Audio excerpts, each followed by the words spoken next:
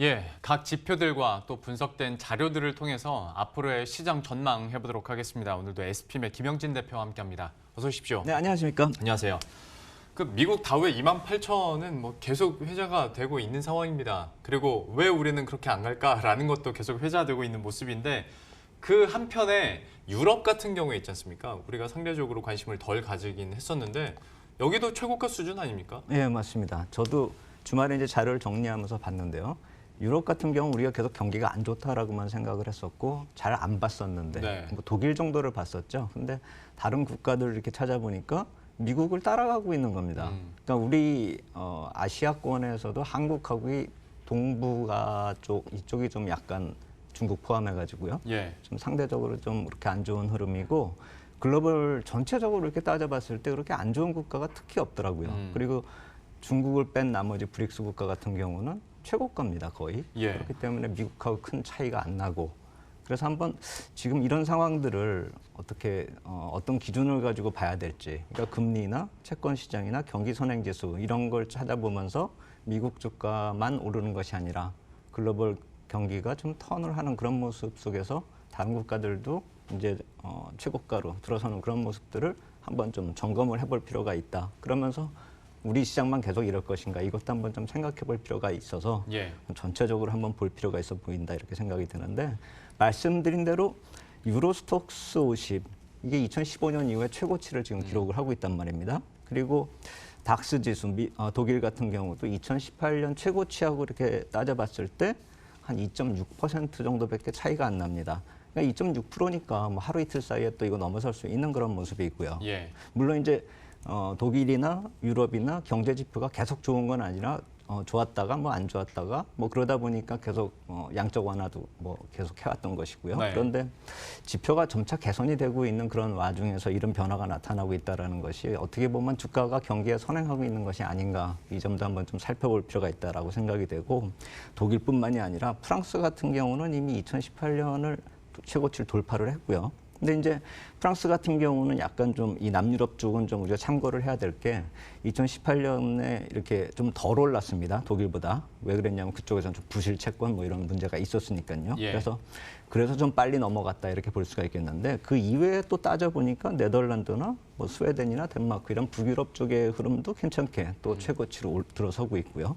뭐 네덜란드 같은 경우는 주요 항구가 있어가지고 유로존 경기에 뭐 선행한다 뭐 이런 얘기도 나오고 있는데 예. 그렇다라고 본다면 네덜란드가 신고가를 보인다는 모습은 또 유럽의 다른 국가들도 또 신고가를 보일 수가 있다라는 것으로 보일 테고 그렇게 따져 본다면은 유럽 전체적으로 미국 같이 또 흘러갈 수가 있다 이렇게 볼 수가 있겠고 아까 말씀드렸듯이 브릭스 국가 중에서 브라질이나 인도나 러시아는 연중 신고가로 들어서고 있고 아시아의 일부 우리나라 포함한 주변 국가들이 좀 안 좋은 모습이다. 물론 동남아 쪽도 약간 좀 그렇고요. 그래서 이 권역별로 경제 블록별로 약간 흐름이 좀 이렇게 차별적인데 미국에 경기의 흐름이 좋아진 게 유럽으로 이렇게 넘어갔다 이렇게 본다면은 이것이 돌고 돌아서 또 아시아존 쪽으로 또 좋아질 수 있는 그런 여건이 생길 수가 있다라는 점은 우리가 좀 놓치면 안 될 것 같다 이렇게 생각이 됩니다. 그러니까 지금까지 미국은 워낙 잘 나갔었고 그에 비해서 좀 언더퍼폼했었던 유럽들도 다시 한번 최고가를 하고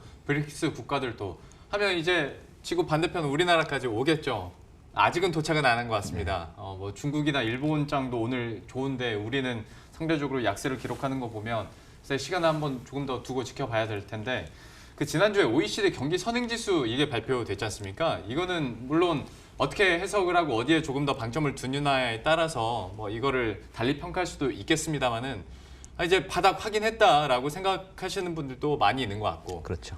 우리나라 자체로만 봤을 때는 그래도 계속 떨어지지 않냐라고 하시는 분들도 있는데 맞습니다. 어떻게 좀 해석하고 계세요? 그러니까 그게 좀 주가가 안 좋은 것이 거기서도 어느 정도 힌트를 찾을 수 있다는 것이죠. 우리나라만 계속 일사천리로 내려가고 있습니다. 다른 국가나 OECD 평균치나 유럽 같은 경우는 이제 하락을 멈추고 옆으로 기기 시작했죠. 네. 그래서 OECD 경기 선행지수 지난주에 나온 거를 표를 하나 만들어 봤습니다. 예. 그래서 어떤 국가들을 뽑았냐면은 맨 위에 미국하고요. 그리고 OECD 전체하고요. 그다음에 OECD 유럽하고요. 그러니까 오늘 말씀드린 그 국가들 뽑은 거고 맨 아래쪽이 이제 한국이 맨 아래쪽에서 출발을 했는데 탄력성은 가장 큽니다. 맨 꼭대기까지 올라갔다가 쭉 빠져서 계속 하염없이 빠지고 있습니다. 우리는. 예. 그리고 이제 제가 박스로 빨갛게 표시한 게 OECD 평균치 이것이 옆으로 기고 있는 것인데 좀 약간 내려오는 것처럼 보이지만 저게 그냥 기고 있는 겁니다. 2달째요. 예. 그래서 지금 9월치가 표시가 되어야 되는데 지금 저 그래프 제가 OECD 쪽에서 만들다 보니까 8월 거까지밖에 안 나와서 지금 약간 내려가고 있는 듯한 모습인데 평행으로 좀 가고 있다. 다른 나라 같은 경우는 저렇게 아래쪽에서 있지만 그래도 옆으로 기기 시작했다라는 점에 의미를 둘 수가 있는 것이고 혹시나 이제 저게 무슨 경기 확장으로 턴을 하는 게 아니냐 이렇게 헷갈리실 수가 있기 때문에 제가 빨간색으로 100 기준선을 쫙 걷습니다. 그러니까 100 이하에 있기 때문에 지금 위축 국면이 계속 지속이 되고 있는 것이죠. 네. 그리고 이제 바닥을 잡아간다 이렇게 보시면 될 텐데 제가 2016년의 흐름을 자꾸 미국 쪽을 말씀을 드렸는데 저렇게 바닥권에서 턴을 할 때 미국의 주가가 탄력이 붙기 시작했다라는 것이죠. 그래서 이번에 OECD 경기 선행지수 쪽에서 나타난 미국의 흐름은 의미가 있었다 이렇게 생각이 됩니다. 그래서 주가가 미국 쪽에서 흘러가는 것이 지금 거품이 아니냐 이런 얘기가 자꾸 나오고 있는데 제 생각에는 저런 경기 선행지수가 아래쪽에서 턴해서 올라가기 시작하면 주가에도 더 탄력적으로 반영이 될 수가 있지 않을까. 오히려 긍정적인 흐름이 나타나고 있지 않는가. 저는 아래쪽에서 반전의 모습이 나타나고 있다. 저는 그렇게 생각이 되고 예. 주가하고 저 OECD 경계 선행지수하고 어느 정도 이 상관성이 있다라는 것은 저 그림에는 없지만 인도나 브라질이나 러시아나 이쪽은 저 100선 위에 있거나 100선 근처를 최근에 약간 하회하고 있는 그 정도 선이거든요. 그러니까 어느 정도 우리가 보통 OECD 경기 선행지수가 주가에 좀 연관성이 있다라는 건 익히 알고 있었지만 이번에도 흐름을 따져 보니까 상관성이 높더라 이렇게 생각이 되는데 단순히 이제 OECD 경기 선행지수만 놓고 경기가 턴하느냐 이렇게 볼 수는 없지 않습니까? 예. 그래서 제가 오늘 그 이외의 얘기를 또 만들어 본 것이 글로벌 채권에서 금리 반등이 나타나고 있는 모습 이런 것들도 이제 좀 이따 말씀을 드릴 텐데 그것이 저렇게 아래쪽에서 턴하고 있는 모습과 미국이나 글로벌 채권 금리가 아래서 턴하는 모습이 연관성이 있다라는 것이죠. 근데 그것이 단순히 안전자산 선호 현상 때문에 채권 가격이 뭐 올라가고 채권 가격이 그러니까 떨어지고 금리가 올라가고 하는 그런 모습이냐 놓고 봤을 때는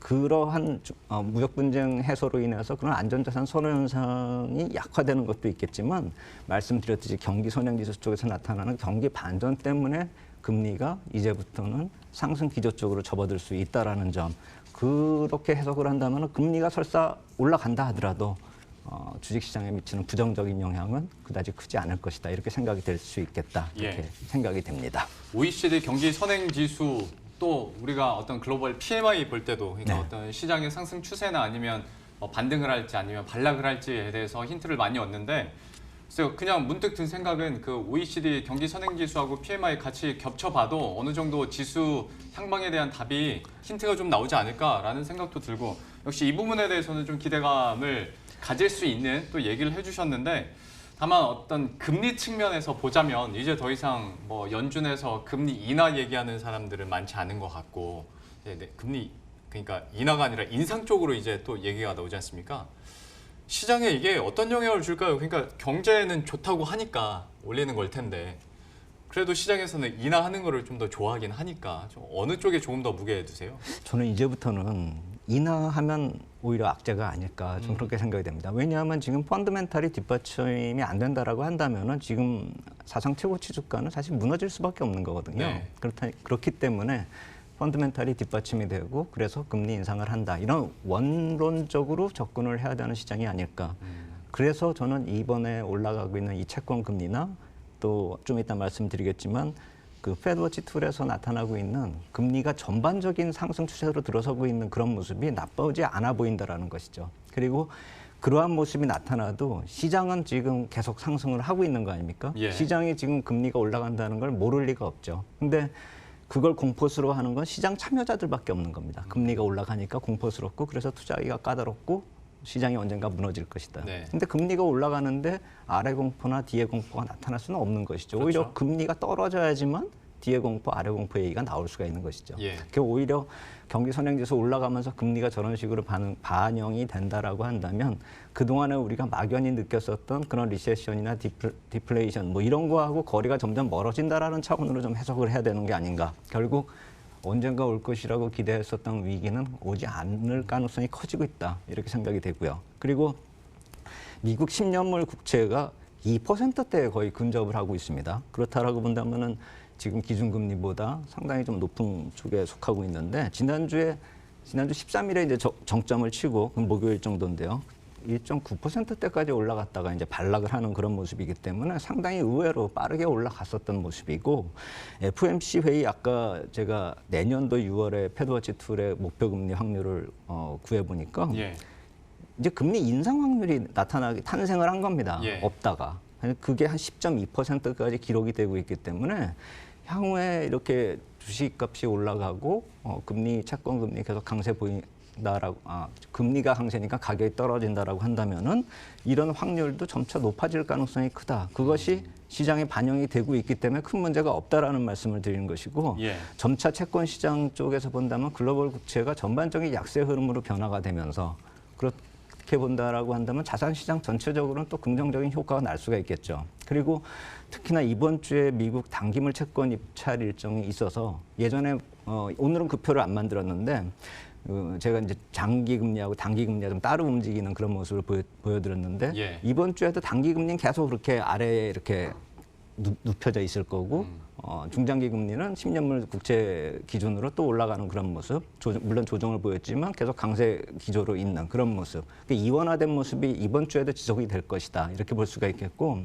금리가 올라가더라도 저렇게 패드에서 돈을 공급해가지고 단기 금리를 묶어 놓으니까 시장이 불안하지가 않는 것이죠. 예. 이 금리 쪽에서 자금 시장이 혼란스럽지 않으니까요. 해서 지금 이원화된 그런 금리, 단기와 중기, 장기의 그 이원화된 금리가 있다라는 것과 패드의 그 정책 금리가 정책 효과가 발휘되고 있다라는 점 본다면은 금리 상승이 또 어떤 위기론 쪽으로 시스템 쪽을 또 건드리는 그런 모습이 아니라 그러니까 경제 디플레이션 쪽도 아니고 시스템을 건드리는 쪽도 아니기 때문에 그 어느 쪽도 악재로 발생이 될 확률이 없다라는 것이죠.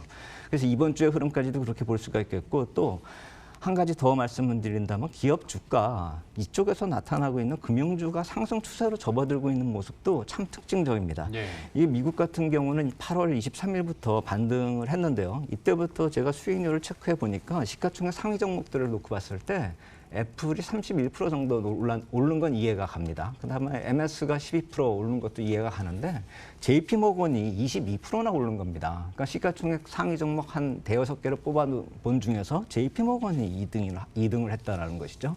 그러니까 저런 금융주가 상승을 하고 있다라는 모습을 감안한다면 저건 일부 이제 규제 완화가 얘기가 나왔기 때문에 그런 모습이 나왔다 이렇게 볼 수는 있겠지만 그거 이외에도 이 채권 금리하고 연동돼서 해석할 수밖에 없거든요. 그렇다라고 본다면은 아까 말씀드린 경기 선행지수, 그다음에 채권 흐름, 그리고 금융주 쪽에서 나타나는 저런 흐름들을 복합적으로 생각을 해보면은 지금 나타나는 모습이 단순히 무역 분쟁 해소 때문에 나타난다라기보다는 경기가 반전되고 있는 시그널들이 점차 가시화되고 있고 수치화되고 있다라는 점에 우리가 좀 포커스를 맞춰보고 시장을 접근할 때 그렇게 본다면은 조금 더 강세론 쪽으로 좀 자신감을 가질 수 있지 않을까 이렇게 생각이 됩니다. 이런 전반적인 내용들을 봤을 때 그래서 좀 긍정적으로 해석을 하다 보면 이것이 우리 시장까지도 좋은 쪽으로 영향을 줄까? 근데 앞에서 이런 전제들이 다 깔리게 되면 아무래도 달러는 강세 쪽으로 더 갈 수가 있으니 뭐 수급적인 측면에서는 이것도 애매해지는데 한국 증시는 그럼 어떻게 보십니까? 예, 바로 거기에 있습니다. 그러니까 또 달러 강세 얘기가 계속 나올 수밖에 없고 그러다 보니까 우리 쪽은 제한적일 수밖에 없는데 그것이 뭐 오늘은 다시 그 부연 설명 안 하겠고 전에 말씀드린 것처럼 FOMC 1월에 FOMC 때까지는 지속될 확률이 높다. 우리는 그냥 따라가기만 할 것이다. 이렇게 네. 보시는 게 맞을 것 같아요. 그래서 이제 이런 금리 쪽이 어떻게 변화되고 있는가. 우리 쪽 얘기를 빼먹었지 않습니까? 그래서 미국과 독일과 한국의 이 10년물 국채 수익률을 비교를 한 표를 하나 만들어 봤습니다.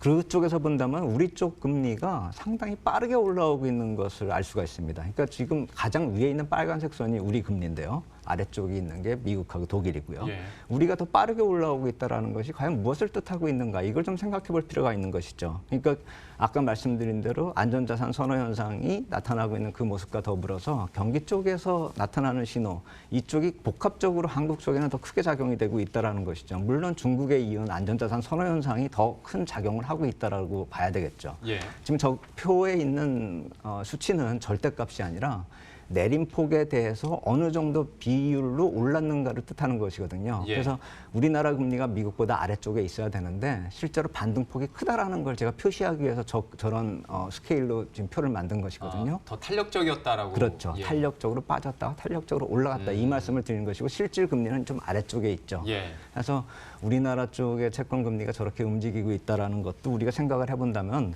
우리나라 시장 자체도 어느 정도 턴하고 있는 그런 분위기가 나타나고 있는 것이고 여기서 또 하나 놓치면 안 되는 것이 아까 제가 미국 쪽의 업종 수익률을 구해봤지만 우리나라 8월 19일 이후에 상승폭을 구했을 때 지난주에 말씀을 드렸었던 의학이나 IT 업종을 제외하고 나서 금융업종이나 보험업종도 10%대 상승을 보였다라는 점. 저 업종들이 수익률 상위권에 있다는 것이죠. 그렇다면 아까 제가 말씀드렸었던 미국의 흐름과 우리 시장의 흐름이 별개로 가고 있는 것이 아니라 이런 경기가 턴어라운드 하는 신호는 금융주 쪽에서 찾을 수 있다는 관점에서 놓고 본다면 우리 역시 마찬가지로 경기 반전의 가능성 높아지고 있고 아까 OECD 경제 선행 지수는 계속 이렇게 좀 아래쪽으로 계속 하향하는 그런 모습이지만 하향한다 해서 계속 하향하는 건 아닐 테고 우리가 대외 의존도가 강하기 때문에 높기 때문에 우리도 언젠가는 턴할 가능성이 점차 커지고 있다. 이쪽으로 좀 해석할 필요가 있다 이렇게 생각이 됩니다.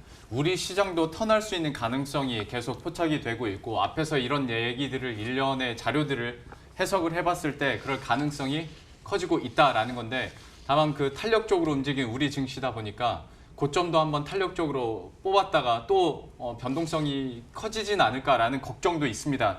여기에 대해서도 질문을 드리고 싶으나 시간 관계상 여기서 마치도록 하고 이 질문은 다음 주로 미뤄놓도록 하죠. 오늘 SPM의 김영진 대표와 함께했습니다. 고맙습니다. 감사합니다. 네, 그럼 저희도 여기서 인사드리도록 하겠습니다. 오늘 장도 끝까지 마무리 잘 하시고요. 저희들은 내일 이 시간에 또 새로운 종목들과 전략 들고 다시 찾아뵙도록 하겠습니다. 시청해주신 여러분 고맙습니다.